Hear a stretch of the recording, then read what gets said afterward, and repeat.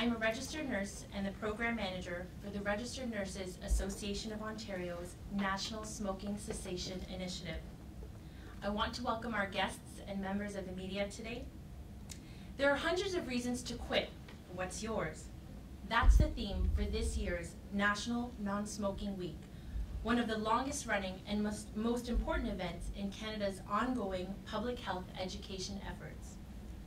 Nurses and other healthcare professionals, researchers, politicians, and even you, the media, have made a lot of progress in educating people of the dangers of tobacco. And yet, designated weeks such as this one serve as a stark reminder that much work remains to be done. I want to share a few statistics with you today. 37,000 Canadians die each year from illnesses related to tobacco use. 18% of our population over the age of 15 smoke cigarettes. That's 1 in 5. In Ontario alone, smoking leads to healthcare costs of $1.6 billion.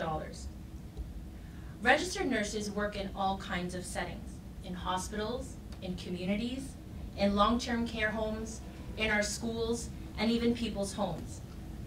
As nurses, we hold a tremendous level of support among members of the public, consistently ranking #1 in annual marketing polls. But along with that trust comes responsibility. As the Professional Association for Registered Nurses in Ontario, the RNAO realizes that nurses have a professional responsibility to the health of Canadians. One of the best ways that nurses can make an impact on smoking rates is to initiate conversations with smokers and support their journey to a smoke-free life. Thus, a smoking cessation campaign was created called Tobacco Free in 1 to 3.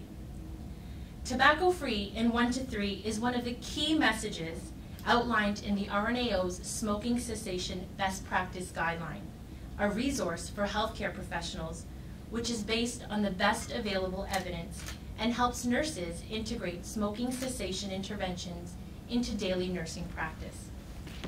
The premise of this guideline is that a nurse can help a smoker who is at any stage of their quit journey by engaging in a meaningful conversation with them.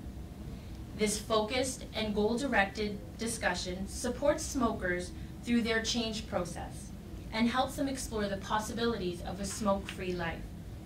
This interaction is something called the 4 A's, or brief intervention: ask, advise, assist, and arrange. Ask, have you used tobacco in the past 6 months? Advise, as your nurse, the most important advice I can give you for your health is to quit smoking. Assist. Assist with information about smoking, offer self-help materials, or assist patients develop a personal quit plan.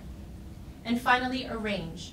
Arrange for follow-up with a smoking cessation program in their community, or support the use of a telephone quit line, such as Smokers Helpline. One of the most important things a nurse will tell you about quitting smoking is that it takes practice. It's a strange thing to admit, but it's true, and it's not as easy as you might think. Research shows that it takes between 5 to 7 attempts before successfully quitting smoking for good. That's why nurses can help. They have the knowledge and expertise to support, motivate, and get smokers back on track.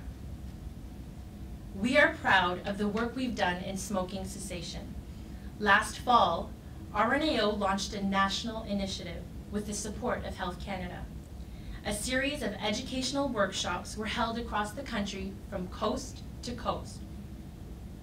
I am proud to report that more than 1,000 nurses and other healthcare professionals across Canada are equipped to meet the challenge.